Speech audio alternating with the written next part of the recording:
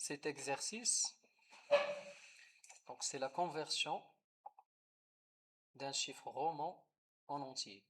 Donc, il nous donne un chiffre en roman.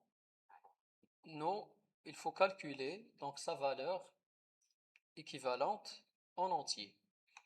Par exemple, donc ça c'est un nombre roman, 3i. 3i donc entier c'est 3. D'accord? LV 3i donc c'est 58. Pourquoi? Les règles sont les suivantes. Donc chaque symbole a une valeur. D'accord? I c'est 1. V c'est 5. X 10 jusqu'à M qui est 1000. Donc on ne va pas entrer dans le détail comment écrire un nombre entier en roman, mais c'est l'inverse. C'est-à-dire, étant donné un nombre en roman, comment trouver sa valeur, voilà, décimale, ou bien dans, voilà, les deux nombres sont entiers, d'accord? Que ça soit donc c'est la base qui change. Ou bien ici, il n'y a pas de base, donc c'est l'écriture qui change. Le même nombre, par exemple 58, est représenté en utilisant la base décimale, comme on peut le représenter en utilisant, voilà, les chiffres romans, d'accord? Je vais chercher s'il existe une règle, donc voilà, d'écriture. Donc la règle, s'il existe, il faut qu'un nombre, s'il est écrit dans une base, il faut qu'il soit unique. La façon dont on écrit euh, un nombre, d'accord? Par exemple, 4, ici, c'est quoi? Donc ici, voilà 4. D'accord? C'est pas ça. Donc c'est pas 4i. C'est 5 moins 1. D'accord? Mais les deux représentent, voilà. Et nous, donc on va prendre un nombre écrit en roman, on va le convertir en base, voilà, décimale. Donc on a ces nombres-là, chaque symbole a une valeur, et on a une règle générale. D'accord? Donc la règle générale, c'est que les chiffres romans sont généralement écrits de plus grand au plus petit, de gauche à droite. Donc, on commence par les chiffres qui sont plus grands au plus petit. D'accord? C'est-à-dire, dans ce sens, normalement, donc dans ce sens, normalement, il faut qu'on a comme une fonction décroissante. D'accord? Ça, c'est la règle générale. Il y a des exceptions où on trouve des éléments, voilà, on trouve que voilà, l'écriture n'est pas décroissante. Mais c'est ça la règle générale. C'est-à-dire, généralement, il faut trouver les symboles M avant D, avant C, avant L. Mais si on trouve par exemple I avant V, c'est-à-dire il n'y a pas, voilà, une addition, mais une soustraction de V par I. D'accord? Donc en général, il existe 6 cas. Donc 6 cas dans l'écriture roman. Donc on ne va pas expliciter ces cas, ces 6 cas, mais ce qu'on va faire, c'est que comme une étude mathématique, on va prendre, par exemple, on va voir ça comme une fonction, et lorsqu'on trouve que cette fonction n'est pas décroissante, on va, voilà, faire une soustraction. Elle est décroissante dans ce sens, d'accord? Dans ce sens, elle est décroissante, mais dans ce sens, elle est croissante, d'accord? Si on lit le chiffre de gauche à droite, elle est généralement décroissante. Mais du droit à gauche, il faut qu'il soit croissant. D'accord. Je vais vous donner un exemple. Supposons qu'on a un chiffre qui représente 1000, qui est m par exemple, puis on a trouvé un chiffre qui représente 100, puis on a trouvé un chiffre qui représente quoi? 1.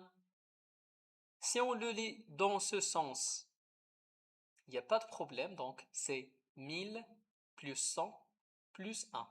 D'accord? Mais si on a trouvé ici par exemple 50, là où il y a un problème. Pourquoi? Parce que ici il n'y a pas de problème, 1000 ensuite 50, il n'y a pas de problème. Mais trouver 50 après une chose qui est croissante, dans ce cas voilà, c'est une exception, d'accord? Mais on ne sait pas ce qui est après 50. Donc on va par exemple mettre S égale à 1000 plus 50, mais ensuite on a trouvé 100.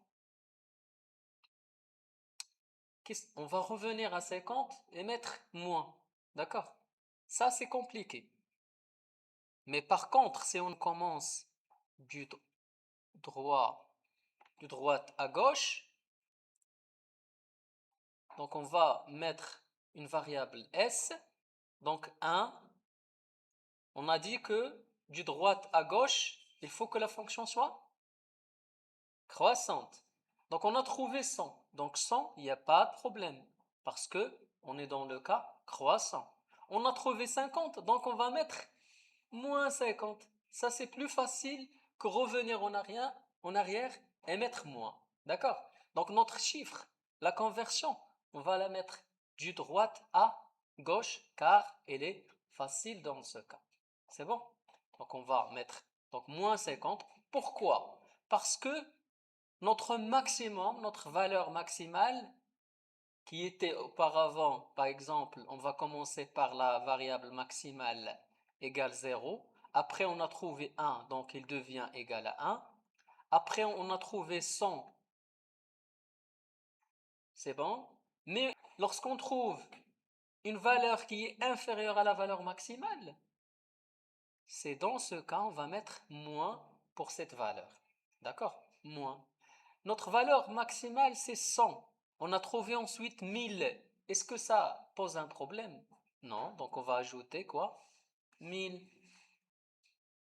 Pourquoi on commence de droite à gauche? Parce que le symbole à utiliser, que ce soit plus ou moins ou bien moins, il serait immédiatement. D'accord? C'est pas comme dans ce cas, il faut revenir au chiffre avant et mettre moins 1. C'est bon? Donc c'est ça ce qu'on va utiliser. Ensuite, il faut traduire les chiffres. Voilà, il faut traduire, pardon, les symboles en des valeurs entières. On peut utiliser les dictionnaires, mais comme on n'a pas encore étudié les dictionnaires, on va tout simplement créer notre propre méthode qui permet de convertir, voilà, les symboles en des valeurs entières. Donc on va utiliser une fonction auxiliaire tout simplement. Voilà, on va prendre ces valeurs-là. Donc c'est ça. Donc on va écrire notre propre fonction parce que on ne doit pas utiliser ici les dictionnaires tout simplement pour des raisons pédagogiques. D'accord? Donc on va prendre ces valeurs-là. C'est comme si on va implémenter notre propre dictionnaire. C'est bon? Mais une fois que vous comprenez ça, vous allez comprendre c'est quoi les dictionnaires facilement. Donc on va utiliser notre fonction qui est par exemple val, qui prend un caractère C et qui teste si c'est égal une des symboles I, V, X, etc. Donc on va retourner la valeur correspondante directement. Donc je vais utiliser Alt avec une sélection pour voilà, utiliser plusieurs lignes. Donc if, ou bien après une tabulation, donc if C égale ce symbole-là, deux points, revenir en arrière, retourne, voilà la valeur. C'est bon? on a cette fonction-là. Si on exécute donc cette fonction dans un environnement séparé comme Jupyter, donc on va voir qu'il nous donne les valeurs de chaque symbole de façon sans utiliser, voilà, les dictionnaires. Voilà la fonction. Donc val, c'est quoi val par exemple de m? La val de m c'est 1000, d'accord? C'est directement. Ensuite, c'est ça le rôle des fonctions, il permet de, voilà, de ne pas réécrire chaque code à chaque fois, etc. Donc on va utiliser tout simplement voilà, l'appel à la fonction val. Ok. Ensuite, on a besoin, dans la fonction principale qui est roman to int, on a besoin de la valeur finale, que ça serait un entier. Donc on va l'appeler tout simplement somme. Somme, toujours. Lorsqu'on veut calculer la somme, on l'initialise par quelle valeur? Par 0. Très bien. Après, on a besoin de checker. C'est le max, etc. Donc, une valeur maximale. Mais toujours, lorsqu'on veut maximiser, on donne une valeur petite. Lorsqu'on cherche le max, on donne une valeur petite. Initialement. Lorsqu'on cherche le min, on donne une valeur très grande. Ça, d'accord? Pour test. Donc, le max, dans ce cas, comme les entiers sont minorés par 0, donc on va donner 0. Après, on va balayer notre chiffre de quoi à quoi? De gauche à droite ou bien de droite à gauche? On va prendre par exemple ça.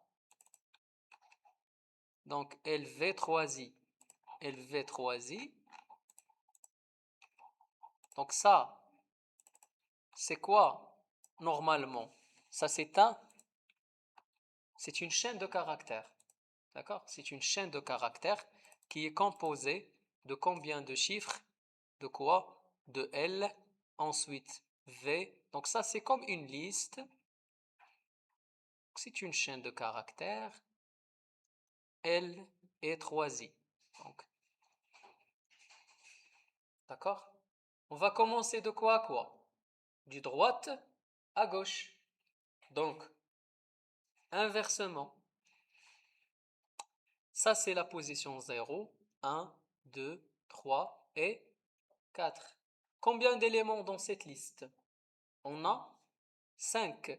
Donc ça, c'est une liste, une chaîne de caractères. Mais l'essentiel, c'est que le balayer ou bien accéder à des éléments de la liste, c'est la même chose pour accéder aux éléments d'une chaîne de caractères. D'accord? Donc supposons que ça, c'est notre chaîne qui est S. C'est quoi la longueur de S? C'est grâce à quoi?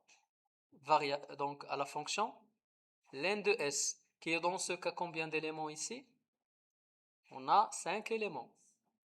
On commence par 0. Donc, il faut commencer par cette position. Mais cette position égale à quoi? Égale, voilà, len de S moins 1. Donc, il faut commencer par moins 1. Arrêter jusqu'à quoi? Donc, on est dans ce sens. Donc, on commence par 4 qui est 5 moins 1. On va arrêter à quelle position? Donc 0. Mais 0, il faut qu'il soit inclus. Pour que 0 soit inclus, il faut arrêter à moins 1. Donc la fonction range, il faut utiliser len de S moins 1, virgule moins 1. Quoi d'autre? Et le pas, dans ce cas, c'est quoi? C'est moins 1. Donc c'est ça le parcours.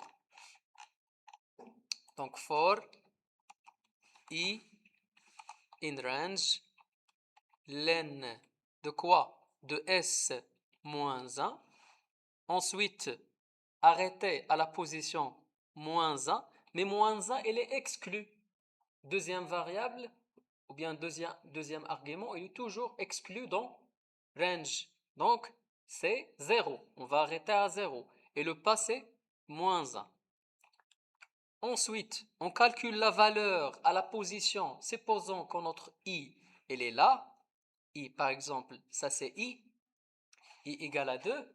Donc, il faut convertir ce i, pour ne pas confondre. Donc, notre variable, on va l'appeler tout simplement k, d'accord? C'est notre variable, donc notre indice, c'est k égale à 2. Il faut convertir s de k. Donc, s de k qui est égal à, dans ce cas quoi? Égal à i. Il faut convertir ce i-là en sa valeur entière, qui est 1. On utilise quelle fonction? On utilise la fonction qu'on a écrite, qui est val. Donc, on calcule la valeur. Donc, val de quoi? De S de K.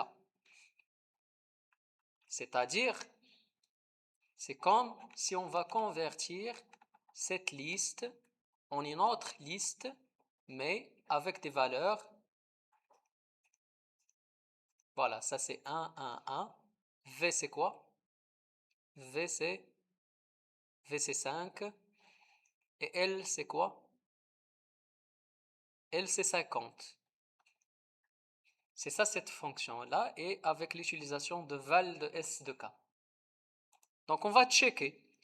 Si on a trouvé, donc ici, de là à là, c'est bon. Donc on est dans le sens croissant. C'est pas strictement croissant, mais elle est croissant, d'accord? 1, 1, 1, 5, c'est bon, donc croissant. Une fois on trouve une valeur qui est inférieure à la valeur maximale ici, donc il faut retrancher. Il faut faire la soustraction. Donc on va checker tout simplement si la valeur qu'on a trouvée, elle est supérieure ou égale à la valeur maximale. Dans ce cas, il n'y a pas de problème. On est dans le cas croissant du droite à gauche. Dans ce cas, il faut tout simplement somme égale 100 plus plus V, c'est-à-dire 100 plus égale V. Il faut, voilà, on a trouvé une valeur qui est supérieure ou égale à la valeur maximale, donc c'est probablement supérieur à la valeur maximale, donc il faut changer max par quoi? Par V. S'ils sont égaux, c'est bon. Dans le cas inverse, dans le cas où la valeur V, elle est inférieure à la valeur maximale, c'est dans ce cas il faut faire somme moins égale V. C'est bon? Et est-ce qu'il faut changer la valeur maximale? Non. Pourquoi? Parce qu'on a trouvé une valeur qui est inférieure à la valeur maximale, donc non. Donc retourne à la fin, quoi? Somme. On va vérifier. Et c'est bon. Est-ce que vous avez des questions?